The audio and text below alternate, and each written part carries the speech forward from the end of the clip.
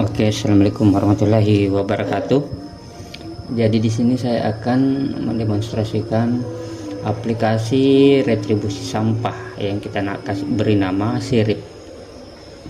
Nah, yang di sebelah kiri ini nanti tampilan untuk pelanggan. Sementara yang di sini untuk admin di kantor BLH. Kemudian yang sebelah kanan ini adalah petugas yang ada di lapangan. Jadi akan menggunakan handphone untuk bertugas. Ini pada saat diakses pertama kali itu akan ada perintah untuk menginstal aplikasi, baik itu di komputer maupun di HP pelanggan dan operator atau petugas. Jadi mereka akan mudah nanti penggunanya karena sudah ada aplikasi yang terinstall di HP masing-masing. Nah, untuk yang awal admin, ini halaman dashboardnya seperti ini. Ada jumlah total pelanggan, kemudian ada jumlah tagihan untuk Maret, jadi tagihannya ini per bulan. Kemudian pendapatan yang sudah membayar untuk bulan ini, kemudian tunggakan. Kemudian ada grafik pendapatan, ini nanti akan terisi ketika sudah ada transaksi. Kemudian ada aging piutang, dari total piutang yang tagihan yang berjalan. Kemudian ada pembayaran terakhir, kita bisa lihat langsung metodenya via QRIS, virtual akun atau manual. Kemudian ada nilai kepatuhan wilayah. Jadi nanti di sini kita bisa melihat mana saja wilayah yang pembayarannya kurang lancar. Untuk menu pertama ada pelanggan. Nah, di sini akan tertera seluruh pelanggan dengan nama, kemudian kode pelanggan, kemudian NIK yang didaftarkan. Kemudian ada kontak, alamat beserta nomor WA. Kemudian ada koordinat lokasi.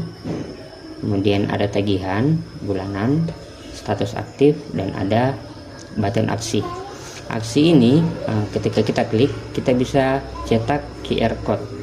QR code inilah yang akan dipasang di rumah pelanggan.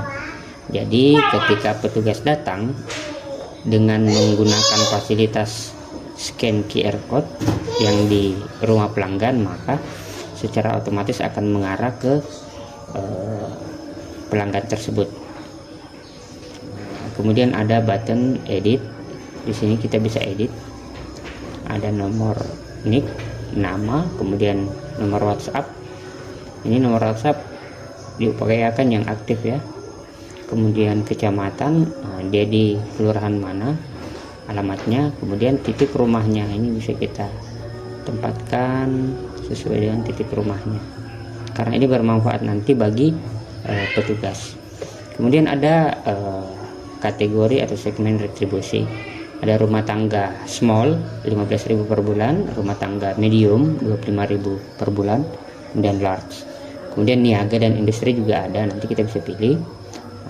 Kemudian besaran volumenya, flat per bulan misalnya 15.000. Ini bisa kita simpan. Begitupun dengan ketika kita menambah pelanggan, nanti kita bisa tambahkan. Kenapa nomor WhatsApp itu aktif? Karena akan ada komunikasi terkait dengan tagihan yang bisa kita jalankan setiap bulan nanti. Setelah itu kita ke wilayah. Nah, untuk wilayah ini, region ini bisa kita tambah wilayahnya, kemudian dia tipenya apa, induknya apa, misalnya kecamatannya Pangkadene, desanya, kelurahannya Jagong. Ini bisa kita edit nanti untuk menyesuaikan. Bisa juga kita bagi zona, misalnya desanya Jagong, kelurahan Jagong, zona 1 bagian mana saja, zona 2 bagian mana saja, itu bisa kita atur di sini. Kemudian tarif, ini tarif, ini secara default niaga misalnya pasar atau toko, ini kita hitungnya 500 per meter kubik, atau bisa kita ubah nanti kita ganti ke tarif yang per bulan, itu bisa kita lakukan. Kemudian ada role petugas, ini kita bisa tambah petugas lapangan. Kemudian pelanggan juga bisa kita tambahkan dari sini, tapi sebaiknya kita tambahkan pelanggan dari ini. Dan pimpinan untuk monitoring.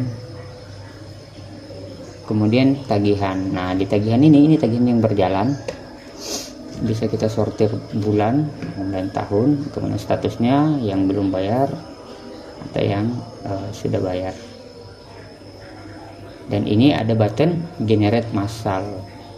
Nah, ini manajemen tagihan. Sistem akan mencetak tagihan massal untuk pelanggan dan mengirim peringatan WhatsApp secara real time.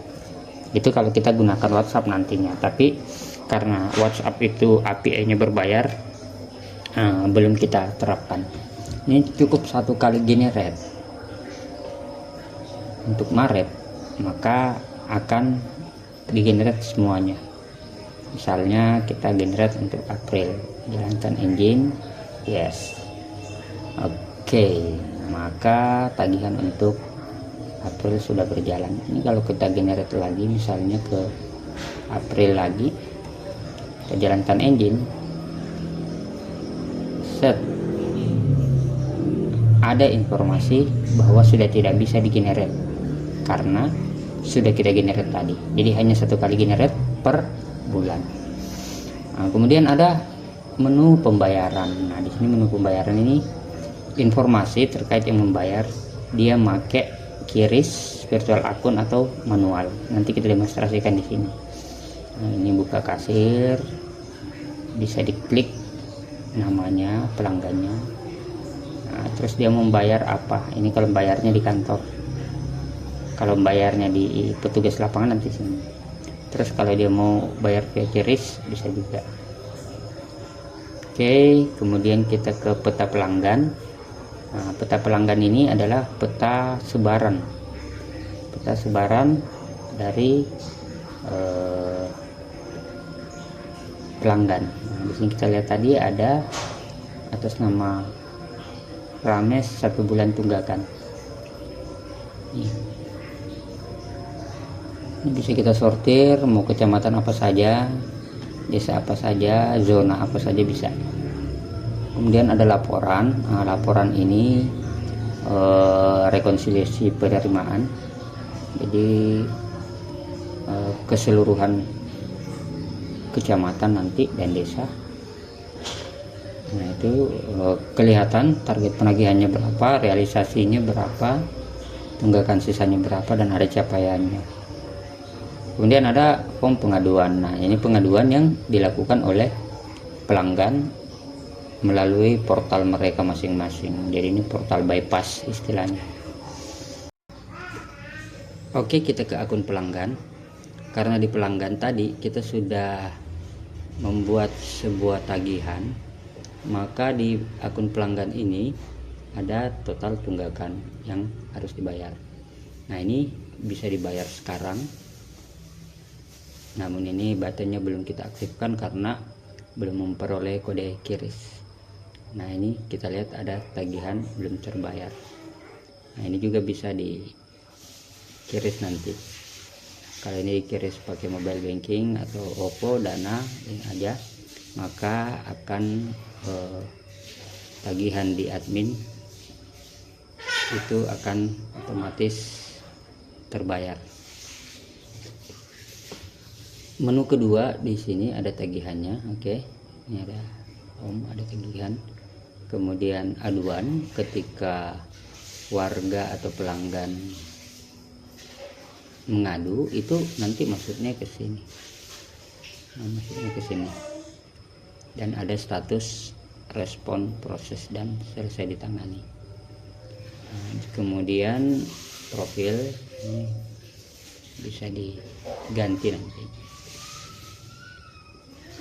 Kemudian kita lanjut ke terkait dengan akun petugas. Nah, ketika petugas login, dia akan dihadapkan pada halaman dashboard seperti ini.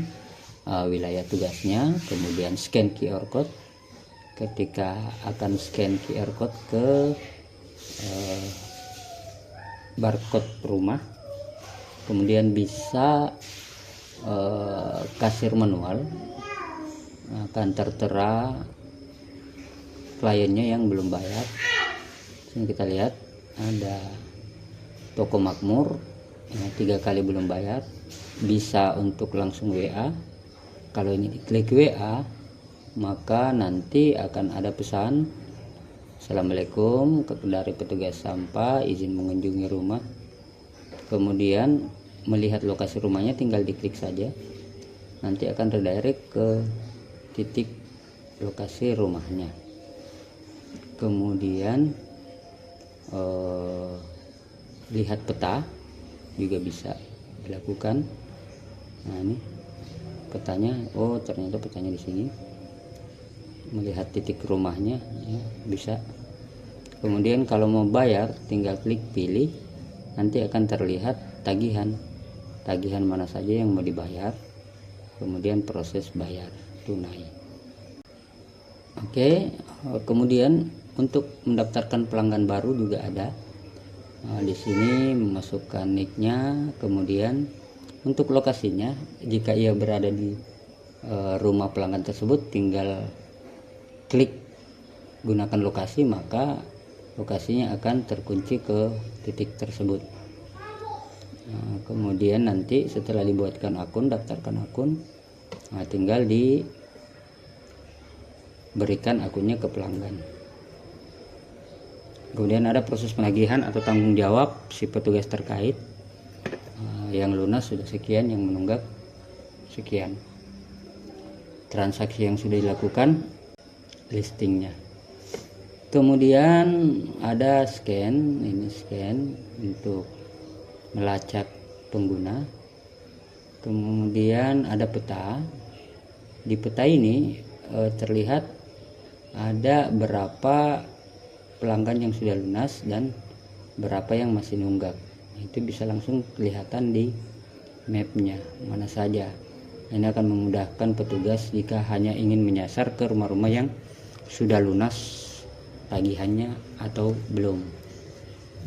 Kemudian ada button cari. Di button cari ini akan tertera pelanggan yang belum bayar.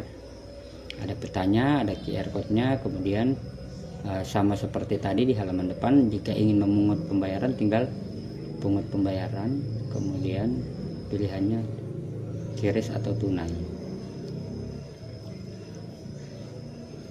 Kemudian ada menu laporan juga, laporan yang sudah dikerjakan per hari ini. Nah, jadi sejauh ini aplikasi ini insya Allah sudah bisa digunakan dengan mungkin beberapa perbaikan minim, dan sudah langsung bisa digunakan berbasis lokasi. Oke, terima kasih.